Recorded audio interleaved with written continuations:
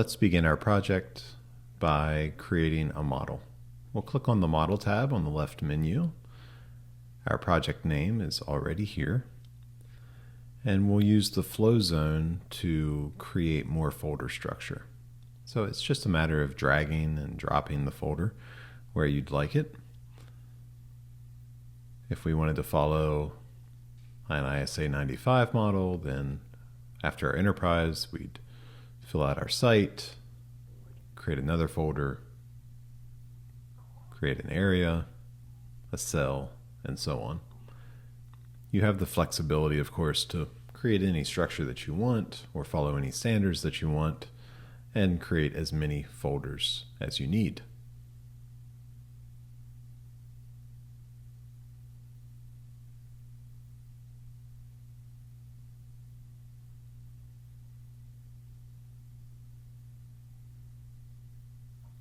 Folders also have properties. So if I double click on a folder, it'll open it on the Flow workbench. And I can see that this has permissions.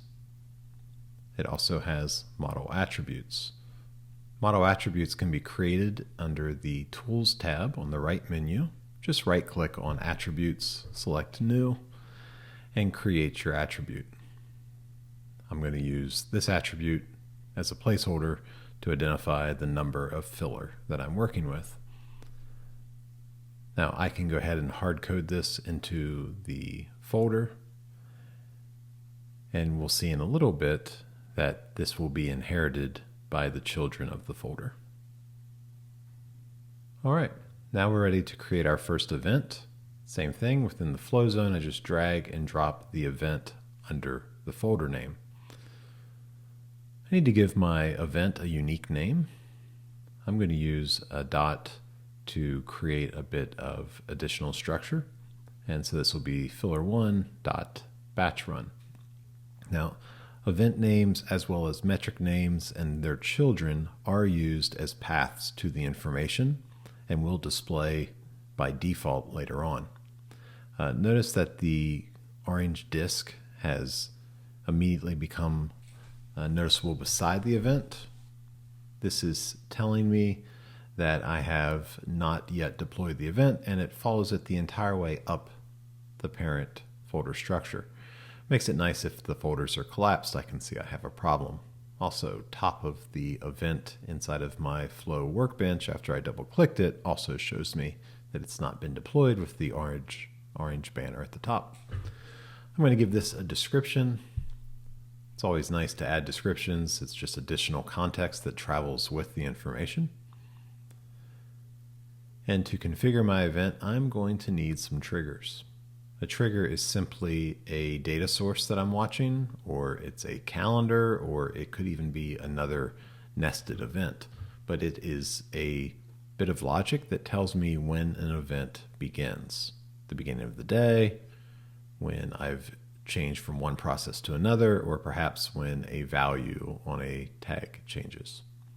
Now I'm working up in the defaults bar because I'm getting ready to drag a tag from the namespace over where my data historian simulator lives. I'm going to be linking a tag from there over to my model. The defaults bar allows me to set things like how far I want to backfill by default, what type of engineering units I want to use, and what type of value format for the numbers.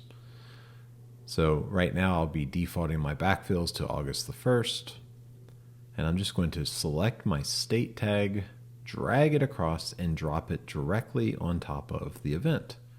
Now the name as it appears in the historian travels with it, but this is my chance to abstract that name and give it a name that makes more sense for an information model. Typically, this means moving away from engineering names, as are typically encoded into tags, and using more common sense naming structure. So I've now drug the tag from the model into the triggers window on the event. And that created a start trigger. And now I get to use the trigger property to decide how I want to trigger. So when my state tag equals 10, that means I've moved into setup. That's the beginning of my batch. And same thing, drag and drop into the blank space, and now I get an end trigger. Remember, when I go back to idle state, that means my CIP is done. So I go from a 30 to a 0. So when I get to 0, that means that my event has ended. Now I could stop there, but I want to add more context to the event. So I'm going to create an attribute. An attribute allows me to associate other data to an event duration. Remember my product tag, the integer value that tells me what we're making. Let's drag it over. We'll give it a name. You know what? Instead of product, I might want to call it something else. But either way, right-click in the attributes window. Here we go. Let's call my attribute juice flavor. And then drag the tag over to the attribute and release it. Now, attributes can be retrieved from other data sources. They can be manually entered, or they can be calculated. Now, my attribute has some settings where I can decide to retrieve it from the tag value after so many seconds into the event, or before the event stops, or after the event stops. So I might want 30 minutes, 1,800 seconds into the event. And we'll see why in a little bit. So I'm going to set it to 30 seconds, and then we're going to come back and fix this later on. Now there is room here for an enumeration. So remember, this is just an integer value. I'm going to get a 1, a 2, a 3, or a 4. But in my toolbox, I can go over and do a static or a lookup enumeration. A lookup would come from an external database. A static would be something I'll build here. So I right-clicked on enumerations and created a new one, gave it the name juice flavor, double-clicked on it, and now I can create a ordinal pairing for each of my 4 potential values. I'm just right-clicking and choosing new. So if it's a value of 1, ordinal match of 1, I'm going to call it apple. And there, if it's a 2, cranberry, 3, grape, and 4, an OJ. So you can create as many of these as you'd like. It doesn't have to just be just a handful. It could be many more, of course. Always good to give a description. But again, if this information already lives somewhere else, I don't need to do it in Flow. I could have just done instead of a static enumeration, I could have done a lookup, and we could have linked out to another database. The thing left to do here would be to actually then select the enumeration. If you notice, I did not do that. I moved on. We'll come back later. I'll show you how that actually works with a backfill. Model attributes. Notice that this filler number has been inherited from the folder that the event is in. A nice little extra benefit. All right, I'm ready to deploy now. So now it's just a matter of deploying my event. That means the data engine just got instructions from the model to request data back to August the 1st, look through that data, find all of the times we went from a value of 10 back to 0, create events out of those, and then pull the information associated to the product tag and record that information, at this point just an integer value, because I haven't added the enumeration to the event, just an integer value, and write it as part of the record. So we're backfilling. Originally I had July the 1st on this before I changed my default value. But look, there we are. And my attributes,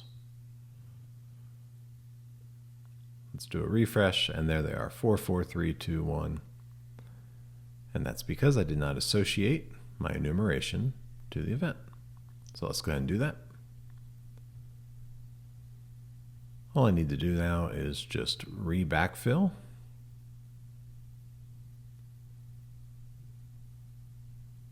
And I'll need to deploy the event. All right, now that it's deployed, it should take just 10 seconds, and my attribute values will update from integers to the ordinal pairing of the enumeration. And there we go. All right, with this complete, now we're ready to move on to the next part of our project. That'll be the next video where we'll work with metrics.